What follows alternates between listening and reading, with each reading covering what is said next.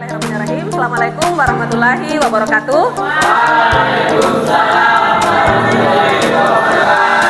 Selamat pagi.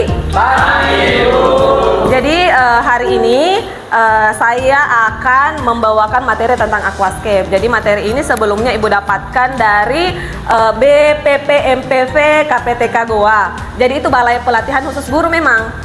Khusus guru yang lokasinya itu ada di Goa. Goa itu di Sulawesi Selatan ya, jangan bayangkan Goa hantu. Jadi tugas kami yang setelah mendapatkan pelatihan ini adalah harus menyampaikan ke siswa. Harapannya setelah kalian dapat materinya, kalian ada nih tumbuh jiwa-jiwa wirausahanya. Karena SMK itu kan BMW, bekerja, melanjutkan itu maksudnya kuliah atau wirausaha. Itu nanti arahnya kalian setelah tamat di sini. Nah, salah satu bekalnya biar kalian bisa bekerja sekaligus berwirausaha itu melalui materi ini ya. Karena aquascape itu memang menengah ke atas ya. Aquascape itu pangsa pasarnya menengah ke atas.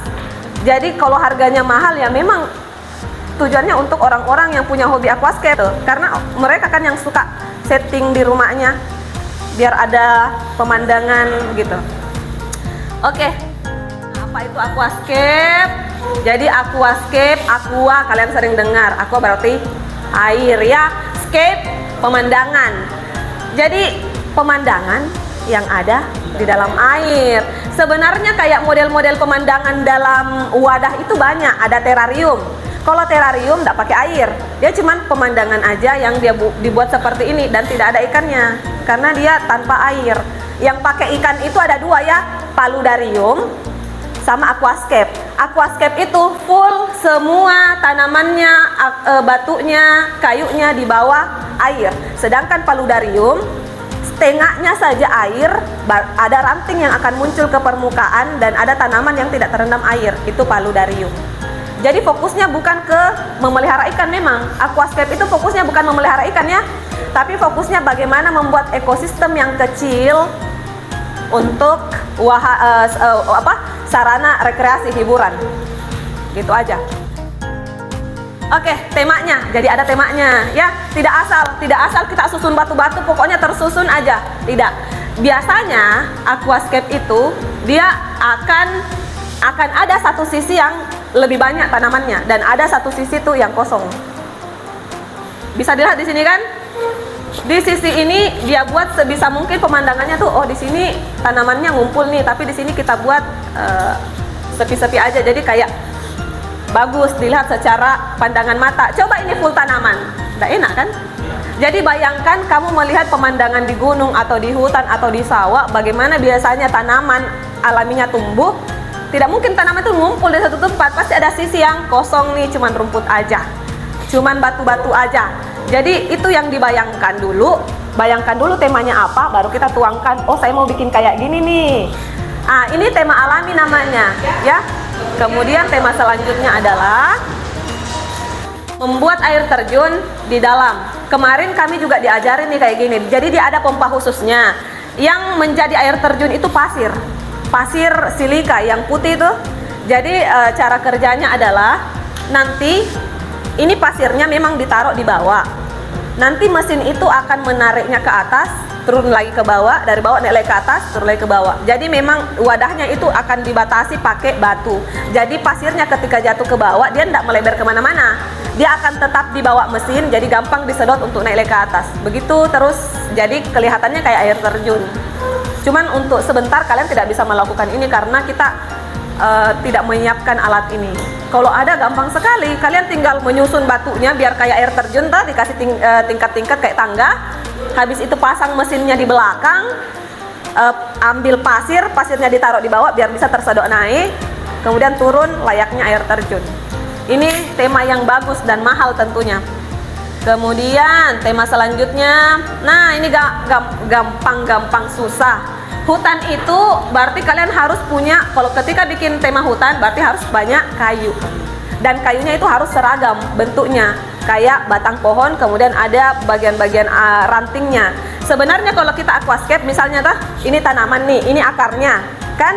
Yang sering dipakai itu bonggolnya ya, ini bonggol namanya. Bonggol itu antara batang dengan akar. Yang sering dipakai untuk aquascape itu. Dan itu nggak bisa langsung dipakai, harus dikuliti dulu. Kulit luarnya itu nggak diboleh dipakai, karena kapan direndam, itulah yang bikin airnya kuning. Jadi dikuliti dulu, habis dikuliti, nah nanti dibalik posisinya kayak gini kalau dia mau dijadikan pohon. Jadi yang tadinya akar itu menjadi ranting.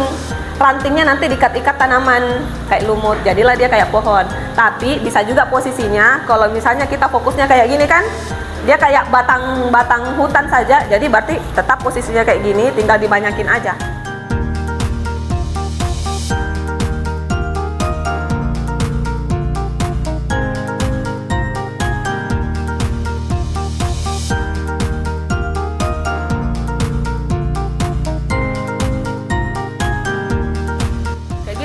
Iwagum itu yang di sampingnya.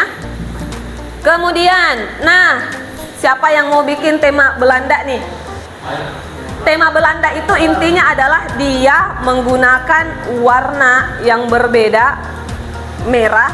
Jadi kalau misalnya di dunia seni itu biasanya tanaman sebaiknya ada di sepertiganya itu yang mencolok sendiri warnanya.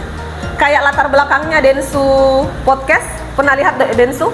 Podcastnya Densu Margo, latarnya kan tanaman, pasti ada, tidak semua pasti hijau, pasti ada satu sudut yang ada warna berbeda sendiri. Di sepertiga dari pemandangan itu, di sepertiganya pasti ditaruh warna yang berbeda sendiri. Seperti itu salah satu seni dalam menciptakan pemandangan. Jangan hijau semua, harus di mana nih ditaruh warna lain. Kalau tema Belanda dia akan memakai beragam tanaman berbeda warna. Kalau Taiwan, biasanya Taiwan itu ada kayak rumah-rumahnya. Oke, apa saja yang harus ada pada saat membuat aquascape? Pertama, akuarium tentunya. Kalau tidak ada akuarium, macam mana? Kan? Tapi bisa kok kalau tidak ada akuarium dan kamu konsepnya mini aquascape, bisa pakai toples kaca, tapi yang bagus pinggirannya, ya. Ini filter, harus ada filternya. Filter itu yang menyaring airnya biar kualitas airnya tetap bagus. Lampu, kenapa harus ada lampu? Hah? Cuman buat cahaya doang nih. Oke, salah satunya itu biar cantik. Tapi tidak boleh menyalakan lampunya sepanjang hari. Kenapa? Lampu di sini fungsinya pengganti matahari. Tahu tanaman butuh matahari kan? Untuk berfotosintesis. Kalau ada cahaya, tanaman bisa tumbuh. Kalau tidak ada cahaya, dia tidak bisa tumbuh. Tapi tidak boleh cahaya sepanjang hari. Kenapa? Yang tumbuh pasti bukan tanamannya doang, tapi alga-alga. Jadi akan banyak lumutnya di akuarium, cepat berlumut. Jadi syaratnya pemberian lampu itu cuma 6-8 jam. Jangan 24. Karena fungsinya cuma biar tanamannya fotosintesis. Habis itu matikan. Kenapa? Kalian yang rugi. Bersihkan terus alga yang muncul di batunya, karena pasti banyak lumutnya. Lumut kenapa ada? Karena ada cahaya lampu. Cahaya lampu yang bikin dia bisa tumbuh dan berkembang biak gitu. Ya, sudah tahu semua kan akuarium kayak mana modelnya. Jadi gini, di Nunukan itu ketebalan kacanya cuma 5 mm. Artinya tidak bisa bikin akuarium besar dengan kaca setipis itu. Semakin besar akuarium yang harus dibuat, semakin tebal. Kenapa? Jangan sampai dia, ini kan tekanannya air. Kalau misalnya kacanya setipis apa, dibikin akuarium besar, itu pasti tidak lama bertahan, dia langsung tek, terbelah. Karena tidak mampu menahan tekanan air. Jadi kalau buat akuarium itu disesuaikan ketebalan kacanya sama ukurannya. Ini filter. Ada filter skimmer, kemudian ada filter yang diletakkan di bawah, itu namanya filter undergraver. Ini kita tidak pakai ya, karena tidak ada di sini alatnya. Yang ada di Nunukan tuh ini aja, filter gantung. Filter gantung yang ada di Nunukan. Filter gantung. Kalau filter yang biasanya ada di akuarium itu yang airnya sampai terjun, itu tidak bisa dipakai karena bisa merusak tatanan aquascape. Memang yang dipilih itu filter-filter yang jatuh airnya bagus. Ini filter kanister. Kalau kanister lebih bagus lagi, karena kalau mau dibersihkan tidak perlu bersihkan akuariumnya, tinggal filternya yang kita bongkar, cuci-cuci isi filternya, kemudian ganti lagi sama filter yang baru. Jadi ininya saja isi dalamnya yang diperbaiki. Kemudian ini lampu. Jadi lampunya tidak asal lampu ya, harus ada lampu LED tulisannya. Lampu yang memang dikhususkan biar cahayanya itu bisa membantu tanaman fotosintesis. Ini tanaman airnya ya. Ini yang ngajarin saya, makanya ada fotonya. Ikan yang dipakai harus ikan kecil ya. Ikan-ikan yang biasa dipakai nih kayak gini, tidak boleh pakai ikan besar. Apalagi kau pakai ikan cana, rusak aquascape-mu, ya. Astaga, ndak estetik ikan lele kau taruh di aquascape. Kotorannya, ya. Jadi ikan besar tidak boleh dipakai di aquascape ya. Tidak boleh pakai ikan besar, mau semahal apapun, arwana ke apa ke tidak boleh. Kalau akuariumnya besar, tergantung ikannya pemakan tanaman atau tidak. Karena ada ikan-ikan besar itu suka ngabisin tanaman. Kura-kura bisa ndak dipakai? Penyu, dia pemakan tanaman tahu? Iya.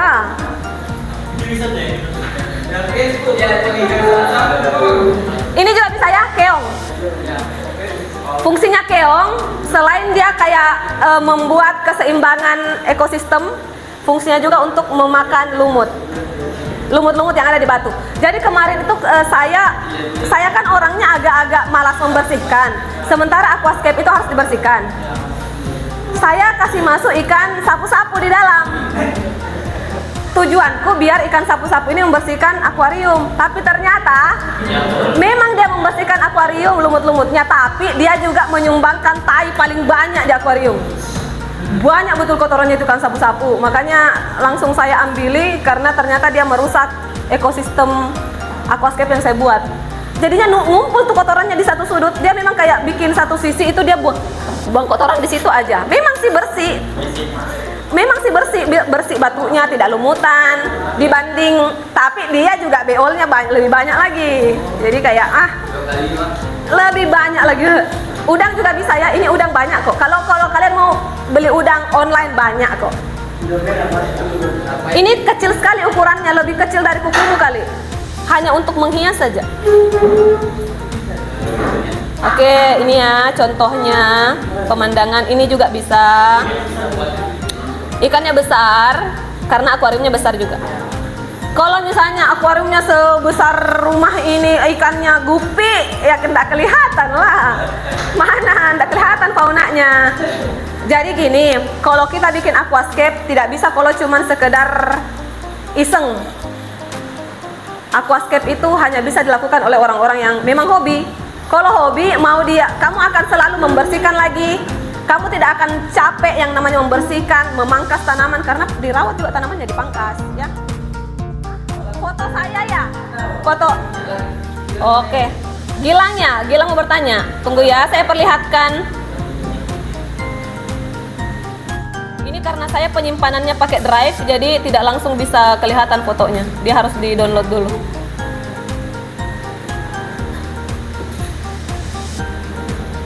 Ini yang saya pakai, yang saya bilang saya pakai ikan sapu-sapu. Dan ikan sapu-sapu ketika dia masuk di akuarium, dia ngangkat tanaman jadi rusak. Itu lihat bisa, itu tanamannya tertancap sebenarnya di bawah. Tapi begitu ikan sapu-sapunya terangkat naik. Apalagi saya tidak ikat di batu, jadi dia gampang. Ikan sapu-sapu ini memang sih ini batunya jadi saya sebenarnya ambil temanya itu tema alami aja, biotope.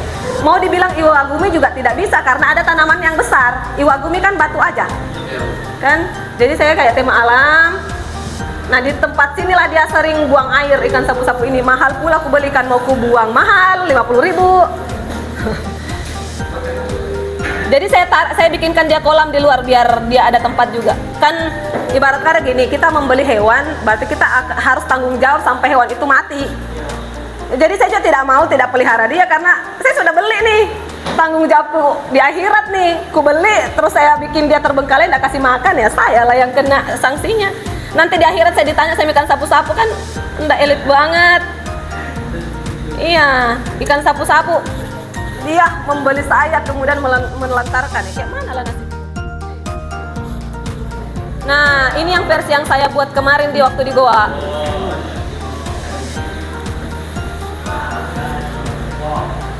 Saya coba perlihatkan punya teman saya ya. Jadi saya ambil tema sungai kemarin itu, makanya jadi batu yang dipakai itu seragam ya. Batunya kayak gini semua. Ini batu lavarok, dia berlubang-lubang. Jadi jangan di sini tiba-tiba batu sungai, di sini lavarok, enggak cantik lah dilihat. Kan?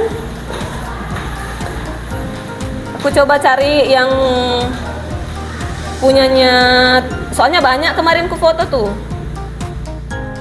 Ini dia versi belum dikasih lampu. Ini punya teman saya yang kelompok lain.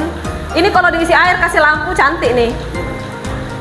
Ini jadi ada tanaman yang kayak rumput-rumputan, ini nih butuh karbon dioksida yang tinggi. Jadi makanya saya memilih tidak menggunakan ini karena saya tidak ada tabung karbon dioksida.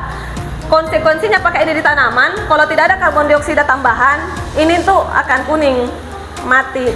Jadi saya memang memilih tanaman-tanaman yang tidak membutuhkan perawatan yang ekstra.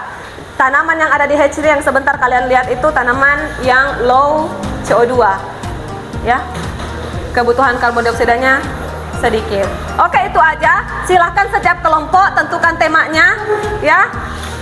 Kita mulai ganti baju dulu kalian ya. Ganti baju, habis ganti baju kita ke lab pengolahan. Kalau yang tidak punya baju ganti nggak apa-apa deh, tapi sebaiknya pakai ya. Oke, cukup sekian materi RTL Aquascape hari ini. Kita bertemu lagi sebentar di prakteknya langsung. Oke, sekian. Assalamualaikum warahmatullahi wabarakatuh. Waalaikumsalam.